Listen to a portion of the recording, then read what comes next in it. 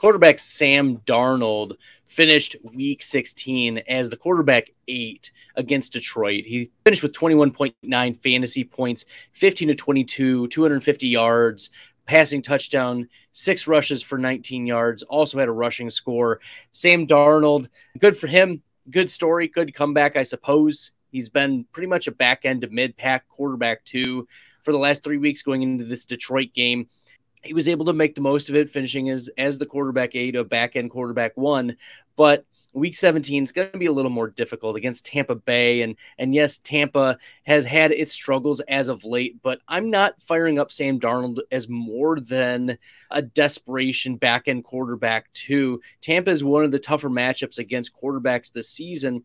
And look, we didn't get to see Sam Darnold in week 7 against Tampa Bay, but look, it was not about the quarterback in that Carolina game. It was about the rushing. That was where Chuba Hubbard was running well, and D'Onta Foreman had over 110 rushing yards against the Buccaneers. So I would not be looking for Sam Darnold to have a repeat week number 16 against Detroit. So he's a fade for me this week. He's currently on Sleeper, drafted as the quarterback 28 for the week. I'm not in on Sam Darnold, and just because he had one good week doesn't mean that you need to be going out and putting Sam Darnold in your fantasy lineups. He's not on the streaming radar for your fantasy championships.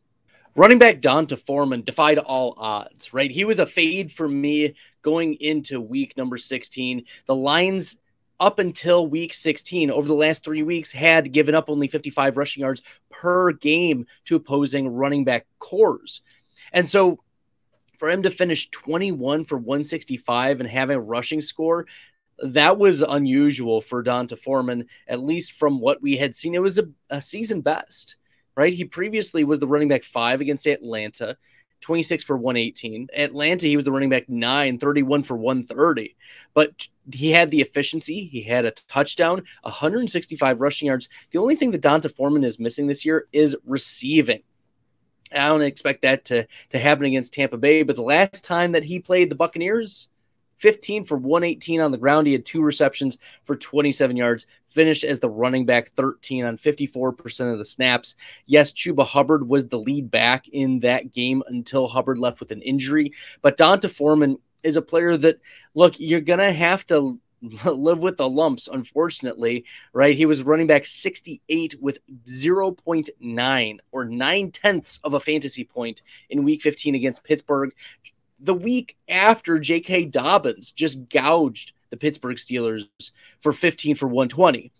So, look, D'Onta Foreman is like a high upside but low floor running back too as he's entering week 17. He's drafted on Sleeper as the running back 26 right now, and I think that's the hedge right now. He's a back-end running back 2, mid-pack running back 2. But as we just saw against Detroit, high-end running back 1 is within those range of outcomes, and we've seen that a few times so far this year. It has been harder to pin down when D'Onta Foreman is going to be effective, but D'Onta Foreman is probably going to make your lineup. I'm starting D'Onta Foreman, for instance, over Jamal Williams this week, even though Jamal Williams has a really nice matchup against the Chicago Bears. I'm just not confident in Jamal Williams' injury and his pass production and snap share. Compare that to D'Onta Foreman, who had 44% of the snaps in week 16 against Detroit. And look, just because Chuba Hubbard, was getting going didn't mean that D'Onta Foreman wasn't going to get going either. Chuba Hubbard finishes the running back 18 on the week 16, 12 for 125, 10.4 yards per carry. Not a factor in the passing game against Detroit. Played 46% of the snaps. This was Chuba Hubbard, I should say, has had 4 games so far this season with at least 3 targets. It's been up and down for Chuba Hubbard, but the last time he played Tampa Bay, 46% of the snaps, finishes the running back 9 for 63 on the ground, had a touchdown, 2 receptions, 10 receiving yards. And Chuba Hubbard, he's a desperation flex play for me at this point. I think we saw, mostly his ceiling. Seattle back in week 14, running back 10. This week against Detroit, running back 18. He's being drafted as the running back 43 this week on Sleeper. I think that's a little low. I would bump Chuba Hubbard up probably into that running back 36 range, but I'm not going to go hog wild. He's splitting touches and carries with D'Onta Foreman, and I think Foreman is more likely to get more of the carries and more of the touches against a Tampa Bay team that just saw James Conner, play really well. So I am considering Chuba Hubbard as a possible flex start, but that ceiling is going to be limited if D'Onta Foreman, and because of D'Onta Foreman's involvement in that offense. One of my big starts for week 16 was DJ Moore, and yeah, he started out pretty slow, but he caught fire near the end. Had some big plays, had the touchdown reception, 5 catches, 83 yards, and the touchdown, 7 targets. And he also had a rush for 8 yards. So that got him to 17.6 fantasy points, finished as the wide receiver 9 on the week, 96% of the snaps. He gets Tampa Bay this week. He's being drafted on Sleeper as the wide receiver 46. That doesn't make sense to me. The last time that DJ Moore played Tampa, he was the wide receiver 8, 7 for 69, had a touchdown, also a rush for -3 yards, finished with 16.1 fantasy points. I think that he's, a boom bust high-end wide receiver 2, and his ceiling is like a mid-pack wide receiver 1. We've seen 2 straight games for DJ Moore with 5 receptions, at least 73 yards, and at least a touchdown. And he's finished with at least 15.8 fantasy points each of those games during that time. So is this a rejuvenation for Sam Darnold and his connection to DJ Moore? I mean, possibly. Since week 12, DJ 18.3 fantasy points, 15.8 fantasy points, 17.6 fantasy points. Yes, he was goose egged against Seattle, but there was chatter about a possible injury, and he was being shadowed a lot, and maybe he was just drawn out of the game plan for the Seattle game. I don't know what it exactly was for DJ Moore in week 14, but we've seen 3 top 13 finishes for DJ Moore over the last 4 weeks, and I'm trusting that going into the week 17 Tampa Bay game. But DJ Moore, I would think that the Panthers are going to be very aggressive in getting the ball into arguably their best playmakers' hands and torching a division rival. So I'm in on starting DJ Moore as a wide receiver 2 this week. Running back Devin Singletary had a nice game against the Chicago Bears, and the Bears, we know, are a bastion for fantasy success. So you're starting your running backs against Chicago, and spoiler, DeAndre Swift gets Chicago in week 17. So, it's so exciting. But Devin Singletary, we have to talk about this because he played 58% of snaps, 12 for 106 and 1 on the ground. He had 2 receptions for 19 yards. Played 58% of snaps, got the 19.5 fantasy points, finishing as the running back 7 on the week. And now Cincinnati, this game in Cincinnati, we hope is going to be one of those slugfest games where, as long as Devin Singletary gets 13 to 15 touches in this game, he could be very fantasy relevant and probably under-rostered. Right now on Sleeper, Devin Singletary is being drafted as the running back 28 for this week. I think that's a tad bit low. I mean, 2 of the last 4 games, Devin Singletary has finished as the running back 20 or better. And the games he didn't, he was running back 35 and 36. Even before, running back 34 in week 12 against Detroit, running back 10 against Cleveland, running back 10, running back 12 in week 10 against Minnesota. And Minnesota is a tough run defense. So I am in on starting Devin Singletary as a flex play, flex consideration. It would have been really nice if we would have seen more of that 70+% snap share that he was getting, mostly from weeks 4 all the way through week 12. James Cook is taking some touches and snaps from Devin Singletary. That's very clear. And Nyheim Hines is getting 2 to 3 touches a game. Reggie Gilliam is occasionally, the fullback is occasionally getting involved. But Devin Singletary, in what we expect to be a slugfest game, I'm interested in him being more of like a running back 20 to 25 range rather than the running back 28. So I think I'm going to bump him up a little bit if that's going to be where the consensus is drafting Devin Singletary right now.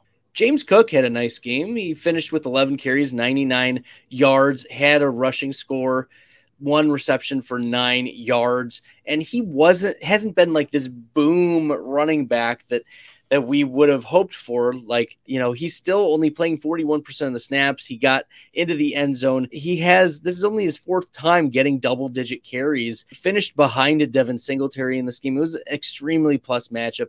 The Bills won very handily, 35-13 in this contest. So that's how you can think James Cook is going to be involved, is he's going to be that garbage time efficient runner.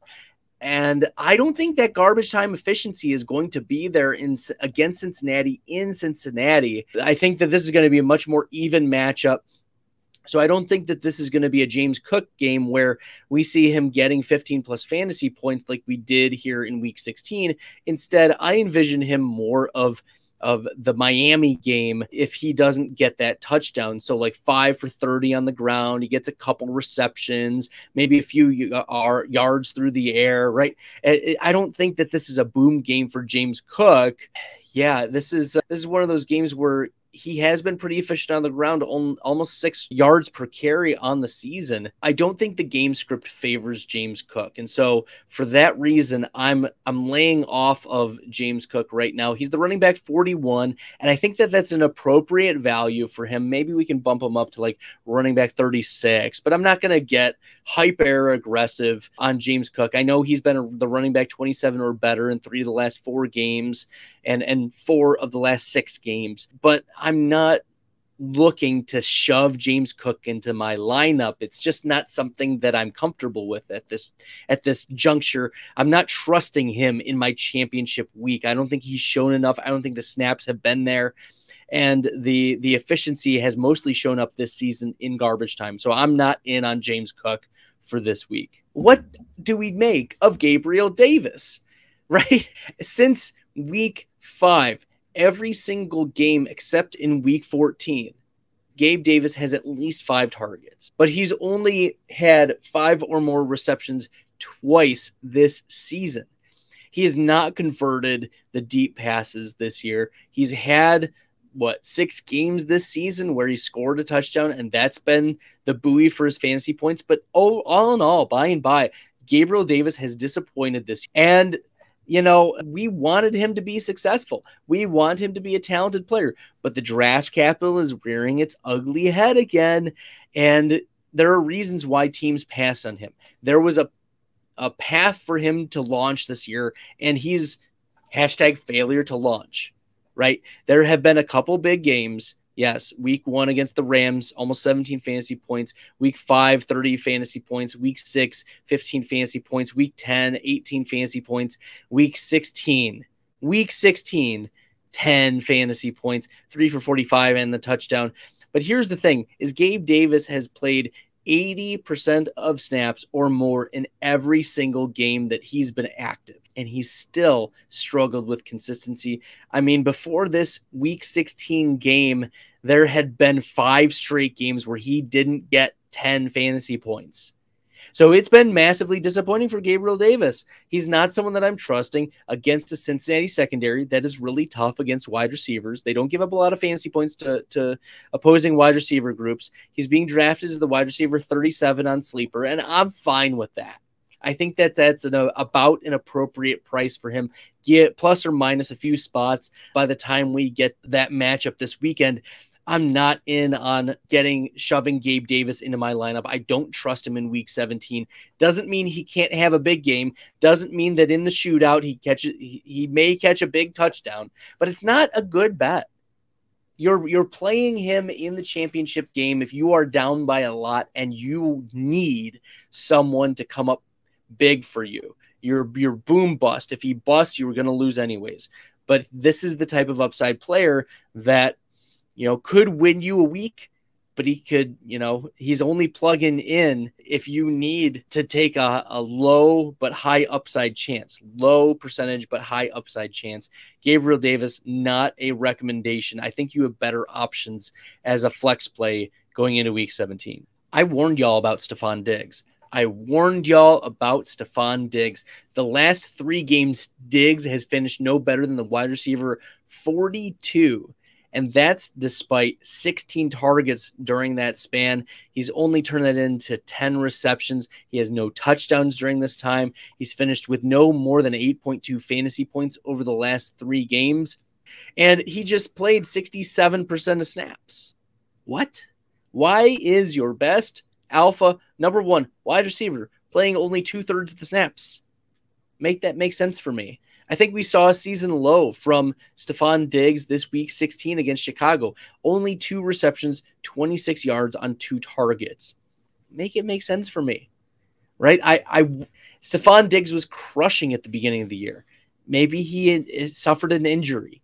Maybe something happened. But whatever it is, it's got to give you reason to pause going into week 17. He's being drafted as the wide receiver 7 on Sleeper right now. And I think that, yes, I get it, the wide receiver 7, but he hasn't been at least the weekly wide receiver 7 since week 10 against Minnesota, where he finished 12 for 128 and had 16 targets.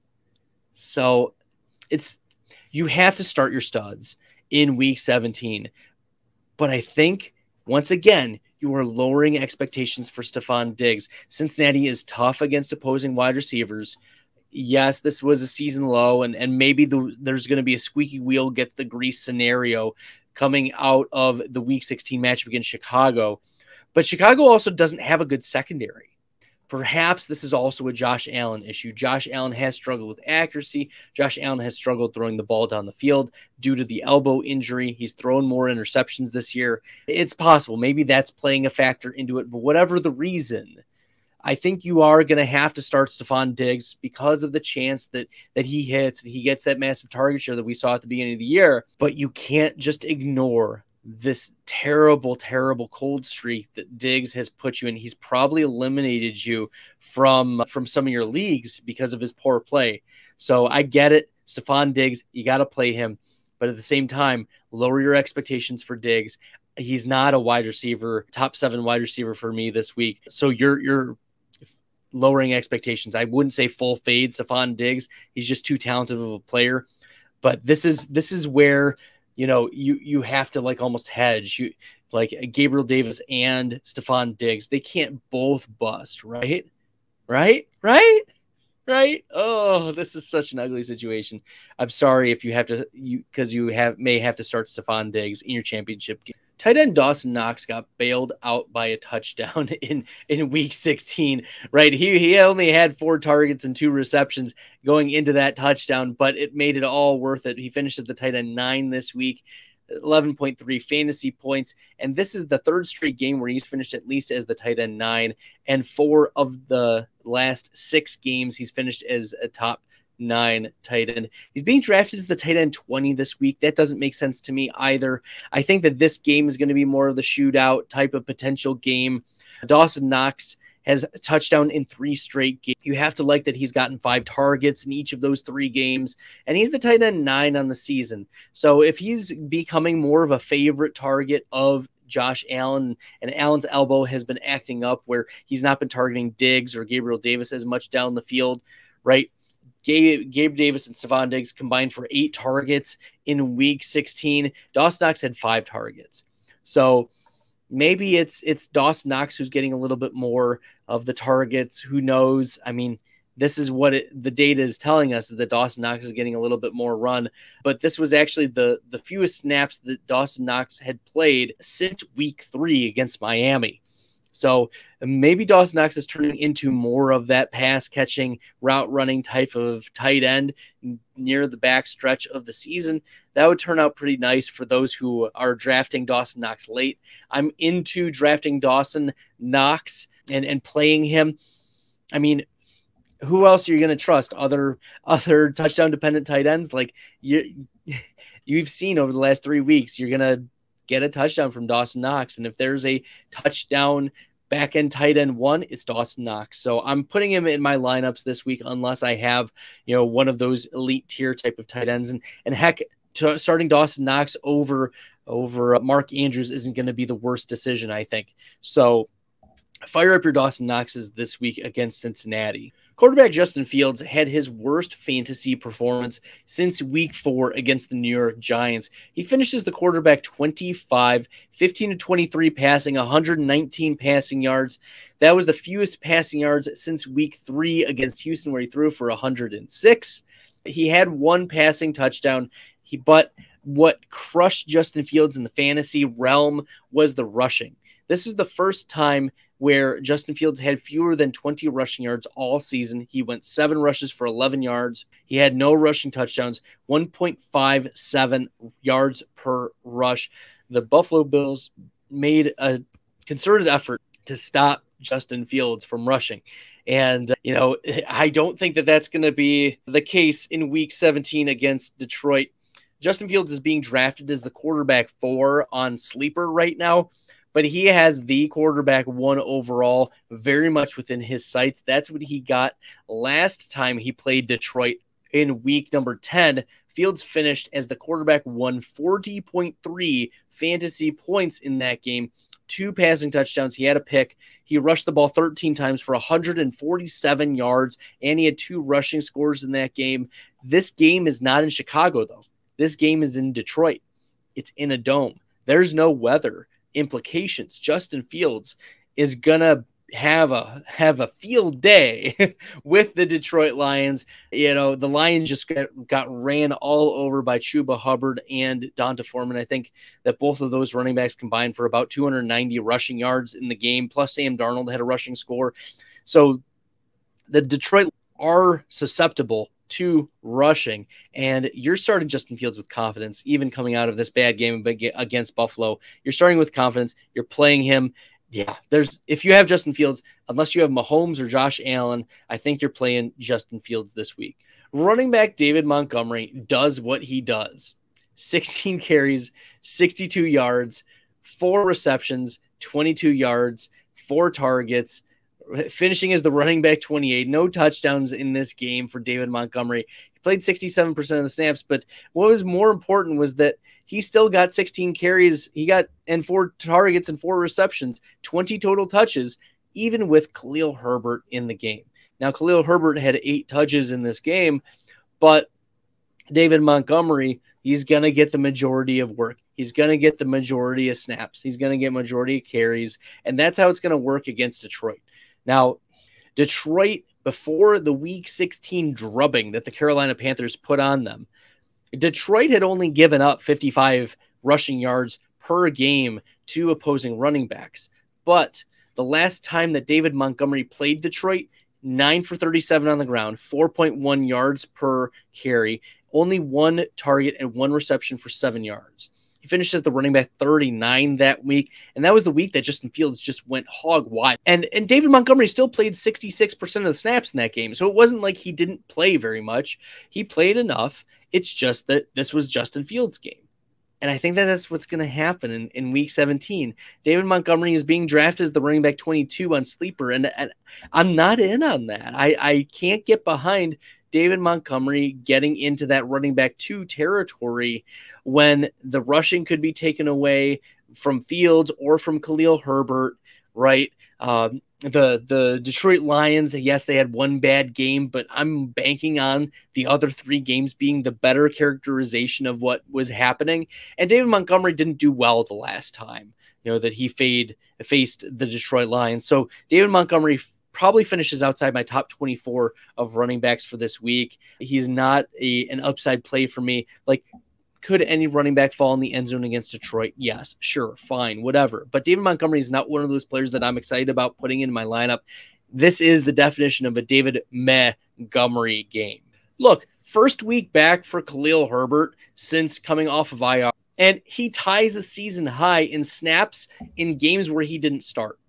Right. In the Houston game, he finishes the running back 1. He didn't start that game. He still got 60% of the snaps. And then in week 4, he started that game, 77% of the snaps, but he tied a season high 41% of the snaps. And that's what's encouraging for me. And what's also encouraging, 6 carries, 3 targets, 2 receptions. He was involved right away. Yeah, it wasn't super efficient against Buffalo. Buffalo was notoriously tough against opposing running backs. But, Khalil Herbert finished as the running back 35 last time he faced off against Detroit. David Montgomery was available during that game, and Khalil Herbert got, 2/3 or 1/3 of the snaps. David Montgomery got 2/3 of them.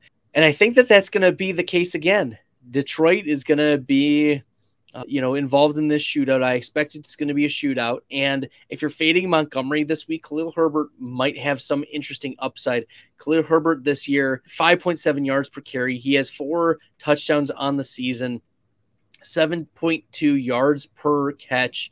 He has a receiving touchdown on the year. He's running back 41 in PPR. And I think running back 48 is too low for Khalil Herbert, given his involvement, given right off the bat, he's given 41% of the snaps. And then against Detroit, I would be interested in, bumping up Khalil Herbert for running back 48. He's still probably not a starting option for you. Most of his value comes from contingency upside. So if Montgomery gets hurt or anything like that, yeah, Khalil Herbert might be a hit. But Montgomery has stayed healthy during the second half of the season. So Khalil Herbert, while it was encouraging to see that he was getting snaps, I don't see Khalil Herbert getting into like that top 24 of running backs where he becomes a valuable fantasy asset for week 17. I just don't see it for him, or at least in the cards here. It's a tough look when the leading wide receiver for the Chicago Bears is Dante Pettis. And look, Dante Pettis has worked his way into a significant part of this Bears offense. He's, over the last 3 games, 65 or more % of the snaps. He had a second most targets on the season with 5, 2 for 11. He had the touchdown, finishes the wide receiver 40. He's the wide receiver 110 being drafted on Sleeper right now. I think that bumps up pretty significantly. He hasn't finished that bad right since week 5 in Minnesota, where he had 2 targets, didn't catch any passes. And in a game where I expected to be a little bit higher scoring and a lot of downfield passes, Detroit gives up some of the most fantasy points to opposing quarterbacks and opposing wide receivers. So I could see Dante Pettis as a nice little play, a deep league DFS play, but nothing more than that. Like, I'm not going out of my way to say, Dante Pettis is going to be this amazing talent, right? Or anything like that. There's a reason for the majority of the season he wasn't able to eclipse 70% of the snaps. So, yeah, but he's going to be the leading target getter for the Chicago Bears, at least, among the wide receivers. It's ugly for Chicago, and that's why I think I'm going to lean, if I'm picking, the 2 most valuable pieces of the Chicago Bears offense, it's going to be Justin Fields, and it's going to be David Montgomery, followed by Cole Kmet. So Dante Pettis doesn't even make the top 3 of fantasy plays here. And Velus Jones went 2 for 52. He had a big downfield catch, and Byron Pringle 2 for 34 is. It's not looking good for the Chicago Bears wide receiver group, who, combined had like 18 fantasy points. It's bad. It's bad. So, yeah, Dante Pettis is nothing more than a desperation dart throw wide receiver for you in week 17. Tight end Cole Kmet had 5 catches, but only 27 yards. He's the tight end 12 on the year, despite goose egging for the first 2 games against San Francisco and Green Bay. But he's had at least 5 targets each of the last 4 games he's played, 6, 4, and 5 receptions. But he hasn't had more than 27 receiving yards each of the last 2 games, despite those 5 or more targets and despite those 4 or more receptions. He's finished as the tight end at 25 and 24 each of the last 2. But he's being drafted as the tight end 10. Now, there's reason for optimism. He finished as the number 1 tight end. Last time he played Detroit, 4 for 74. And 2 touchdowns on 7 targets. So Cole Kmet, if there's going to be one piece of the receiving group among wide receivers and tight ends, Cole Kmet's going to be that guy.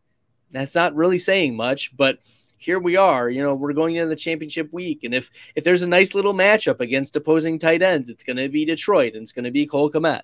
So Cole Kmet, he's being drafted as the tight end 10. He's the tight end 12 overall, and I think that 10 to 12 range is about right for Cole when the dust settles here going into the weekend against the Detroit Lions. Give me a crystal ball, please. Maybe I can get a crystal ball for a New Year's gift. Who knows? But I predicted that Alvin Kamara would have a good game against the Browns, right? He finished with 70% of the snaps, running back 8 on the week, 18 fantasy points. He got in a rushing score. I knew he would get the volume. We all knew he was going to get the volume. The weather was bad in this game, 20 for 76 on the ground. He only had 2 receptions, but he had 34 yards, and he gets Philadelphia in week 17. He's being drafted as the running back 5, which I feel is a little spicy for sleeper for rankings in the half PPR. We haven't seen running back 5 or better since week 8 against Vegas, and this was the first time since that week 8 that Alvin Kamara even finished in the top 18 of running backs. So if I'm betting on Alvin Kamara, I'm not betting very aggressively.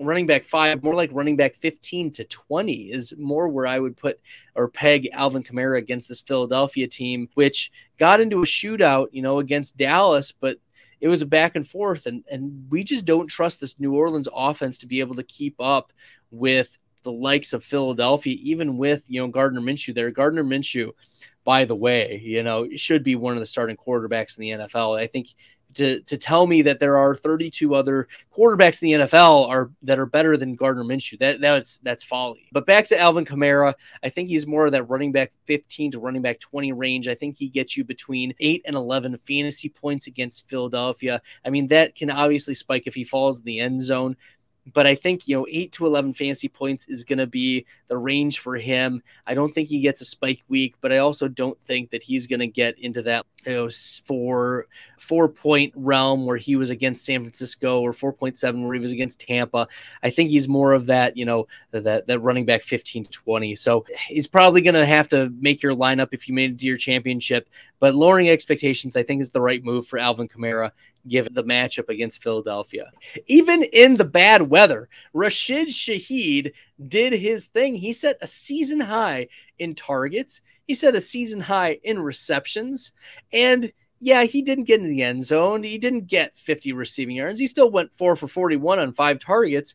He only played 43% of the snaps, but look, that he's getting rotated in, and he was, in fact, one of only 2 wide receivers to get any targets at all in this bad weather. It was mostly just a lot of rushing and a lot of blocking. Alvin Kamara had 20 carries. David Johnson had 7 carries.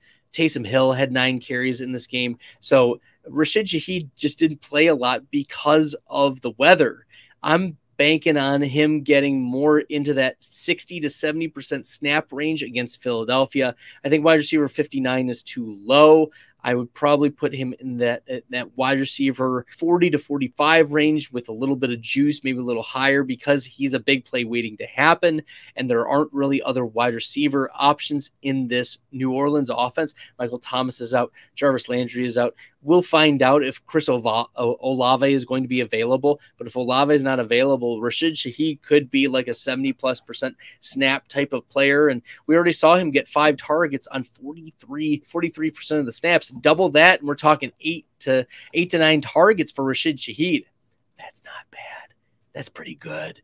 We want some Rashid Shaheed. I don't know if I'm bold enough to say that he is a flex consideration, but if you are in a deeper league, Rashid Shaheed is a player who should be on your radar. Coming into that Week 16 game, he had finished as wide receiver 34 or better each of the last 2 weeks, and he had played 53% of the snaps or more each of the last 3 weeks, at least 53 receiving yards in those 3 games coming into Week 16 in that bad weather game where it was negative 18-degree wind chill, and we saw 30+ mile an hour winds. So Rashid Shaheed should be at least on your waiver radar for Week 17. I know it's a tough matchup against Philadelphia, but the New Orleans Saints are going to have to manufacture touches for their playmakers, and that is Alvin Kamara, that is Taysom Hill, and that is Rashid Shaheed. So those are some of the best players on their team right now. I know Juwan Johnson is also sprinkled in there, but he's more of a power tight end, power slot tight end type of receiver. You're not trusting any of the other wide receivers on this team. So Rashid Shaheed is the play if you are having to pick a New Orleans wide. The more we saw about the weather, the more I knew it was going to be a Taysom Hill game. And I came out in my fantasy data article and also in my full-time fantasy article, and I said Taysom Hill is a start. And I was aggressive on ranking Taysom Hill higher than consensus. And I said that in the other games where Taysom had at least 9 rush attempts, he averaged 75 rushing yards and averaged a touchdown in those games. And in fact, that's what happened. Taysom Hill, 9 rush attempts, 56 rushing yards, but had the rushing touchdown. He finishes the tight end 8 of the week, 11.6 fantasy points, Only 46% of the snaps, but you have to be happy with the amount of usage that Taysom Hill has been getting as of late. He's finished as the tight end 13 or better in 4 of the last 5 games. And I know it's against Philadelphia, but with questions about what kind of receiving core is going to be available and to take a little bit of the load off of Alvin Kamara, I think Taysom Hill is once again one of those viable fantasy options. He's being drafted on Sleeper as the tight end 38. I just don't think that's right.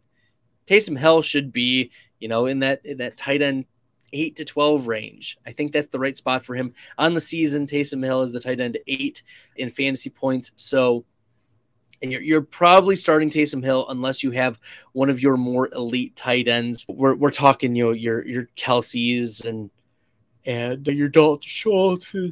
Oh man. Whew. Y'all are catching me at a tiring time. Nevertheless, I still would start Taysom Hill over David Njoku, for instance. You're starting Taysom Hill over Juwan Johnson.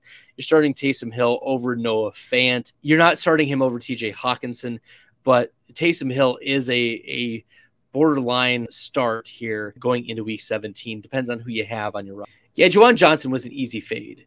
Johnson was a very, very easy fade. He's the tight end 13 on the season, but finished as the tight end 49 against Cleveland. 1 reception, 9 yards, 2 targets, 1.4 fantasy. He was a fade for me, though. We knew what kind of weather was going to happen. We also knew that Taysom Hill was going to get pretty involved.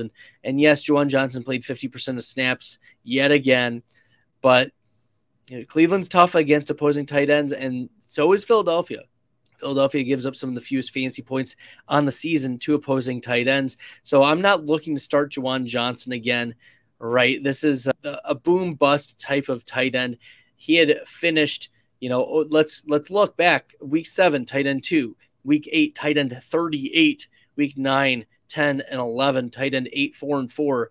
Week 12 against San Francisco, he goose-egged, finished outside the top 40 of tight ends there. He didn't play in week 13 against Tampa. Week 15, tight end 2, and then this week, tight end 49. Juwan Johnson, you just can't trust him. And against a tough Philadelphia team, could he fall in the end zone? Sure, right?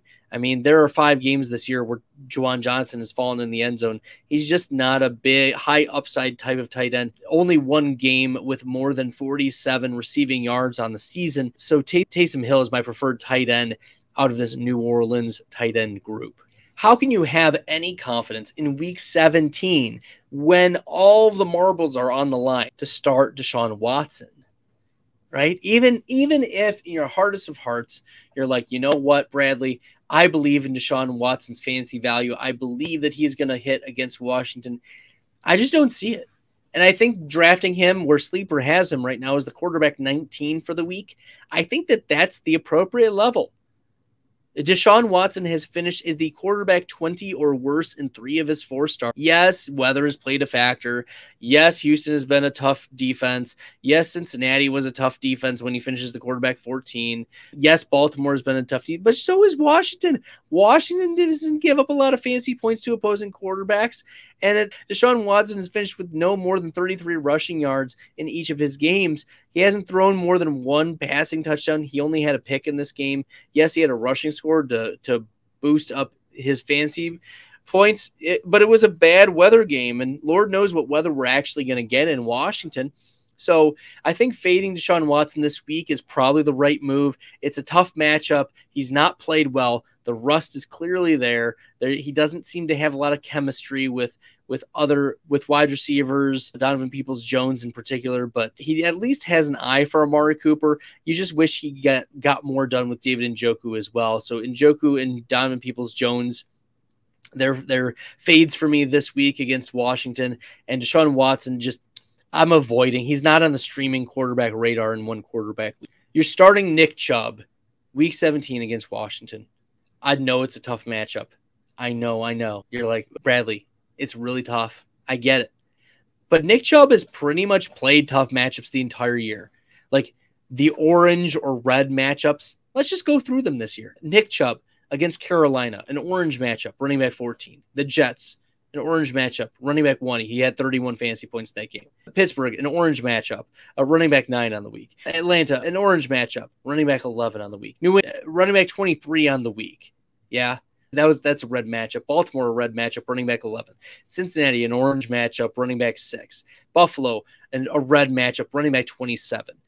Tampa Bay, a red matchup, running back 3. Cincinnati, running back 29. Baltimore, a red matchup, running back 31. At running back 23 against New Orleans, right? Nick Chubb, his floor is about running back 20.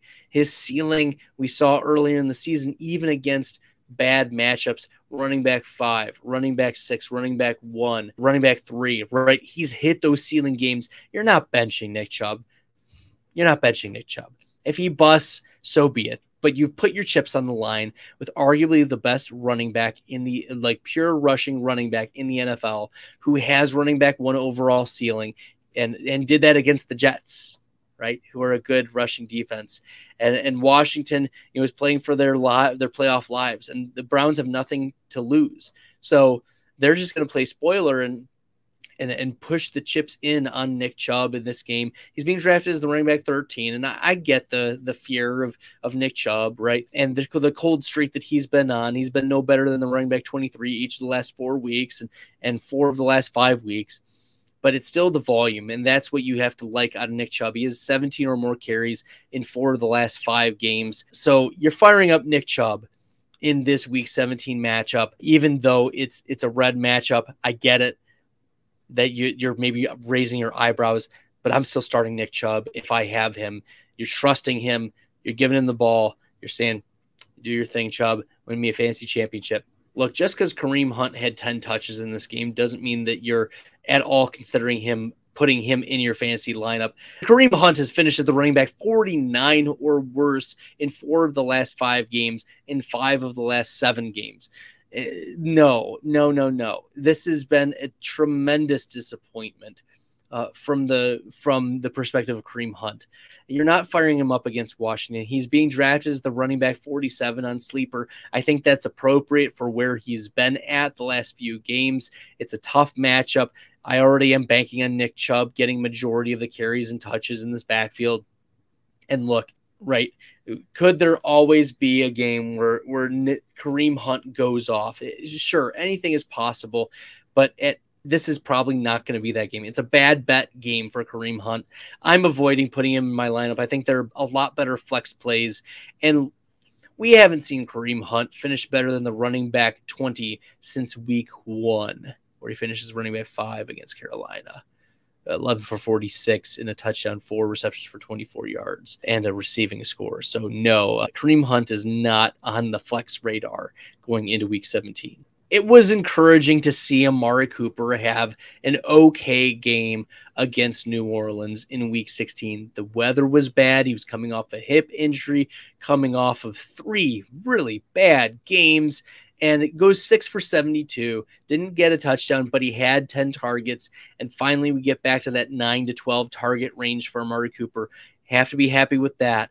And I think that you're firing him up as a low-end wide receiver 2 going into Week 17 against Washington.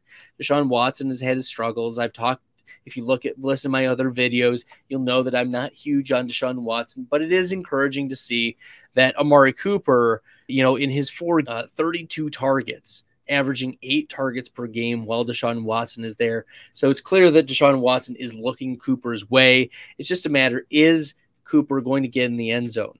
Because when Jacoby Brissett was there, right, we're talking 7 touchdowns in the 4 games where Deshaun Watson has played, no receiving touchdowns for Amari Cooper. So if Cooper falls in the end zone, he ends up becoming, back end wide receiver 1, high end wide receiver 2. But I like the volume for Amari Cooper. You're probably playing him as a flex play or as a low end wide receiver 2 going into week 17 against Washington. And I'm not really worried about Washington as a matchup. Amari Cooper is going to get the volume enough to be fantasy relevant. The player I am worried about is Donovan Peoples-Jones. Over the last 2 weeks, he has 9 total targets, 5 receptions for 33 yards. Yes, he caught the touchdown against Baltimore. That was nice, but it bailed him out, right? Take away that touchdown catch, and we're talking, 3 receptions for 30 yards, and that's 4.5 fantasy points. That's more of the wide receiver 50 plus. So Look, it's concerning to me. I know it was bad weather against New Orleans, and we're trying to write him off or write off that he had a bad game. But Amari Cooper went 6 for 72 and on 10 targets. So you were hoping like 2 or 3 receptions for a few more yards than what Donovan Peoples-Jones got. He's being drafted as the wide receiver 43, and I get the hedging because coming into the Week 16 game against New Orleans, Donovan Peoples-Jones had 3 straight games where he was wide receiver 30 or better, including a wide receiver 14 game against Cincinnati and wide receiver 25 game against Houston. All games where Deshaun Watson played. So wide receiver 43 is a bit of a hedge, but if we're in on Amari Cooper this week and fading Donovan Peoples-Jones, that's about right. A mid to back end wide receiver 4 who has only caught 2 touchdowns on the year. And in the Deshaun Watson games, 3 of his 4 games, 5 or fewer targets. So there is a scary floor for Donovan Peoples-Jones, a lot scarier than what we had seen from Jacoby Brissett, where there was a streak from week 4 all the way to week 11, including the bye week, where Donovan Peoples-Jones had at least 50 receiving. And then Deshaun Watson starts only 1 of his 4 games. Did he have at least 50 receiving yards? So I am concerned about Donovan Peoples-Jones. Could he have a big game against Washington? It's possible. But once again, this is a bad bet wide receiver in week 17. Tight end David Njoku has been dealing with a knee injury for most of the season. He's the tight end 10 on the year, and that's including missing 3 games, week 8, week 10, and week 13. Njoku has finished as the tight end 28 or worse each of the last 2 weeks, despite having 11 targets and 5 receptions. He's only had 42 receiving yards, 0 touchdowns over those last 2 games. It was encouraging against Cincinnati that he finishes the tight end 3, 7 for 59 in the touchdown. But Washington gives up some of the fewest fantasy points to opposing tight ends. He's being drafted on Sleeper as the tight end 9 this week, and I feel like that's a little bit spicy. If it was Jacoby Brissett throwing the ball, maybe. But David Njoku is one of those tight ends that you're hoping he falls in the end zone. He's got athleticism out the wazoo. He's much more athletic than a lot of other tight ends in his tier, in that like tight end 8 to tight end 18 tier. But, I'm not trusting Deshaun Watson is the problem, because in 2 of his games this year, he's had a pretty scary floor. So David Njoku is not a player that I'm in on, especially with Amari Cooper now recovering from that hip injury and Donovan Peoples-Jones, still commanding some targets. David Njoku is a fade for me in week 17 against Washington.